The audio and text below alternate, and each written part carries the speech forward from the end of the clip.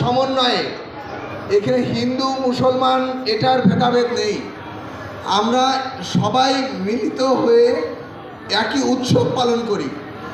আর যেটার পূজা করি, পূজায় একই মঞ্চে নারী সমান সংখ্যক নারী, সমান সংখ্যক পুরুষ, ইঁদুর থেকে আমাদের গণেশের বাহন ইঁদুর থেকে শুরু করে মা দুর্গার বাহন সিংহ, মানে সবচেয়ে ক্ষুদ্র প্রাণী থেকে হিংস্র প্রাণীর সমন্বয়ে যে মঞ্চ গঠিত মা দুর্গা, ওই মঞ্চে আমরা সেই একটা মঞ্চের একই কাঠামোয় অবস্থান করে এই একটা কাঠামোর আমরা পূজা করি।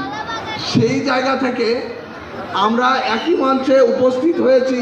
আমাদের সেই অসীম ভাই দিক নির্দেশনা এবং তার যে আন্তরিকতা, ভালোবাসা, যে এরকম একটা সমাজ তিনি করতে চান, সেজন্যই আমাদের মাঝে উনি উপস্থিত হয়েছেন। অসম ভাইয়ের জন্য আবারও করতালি।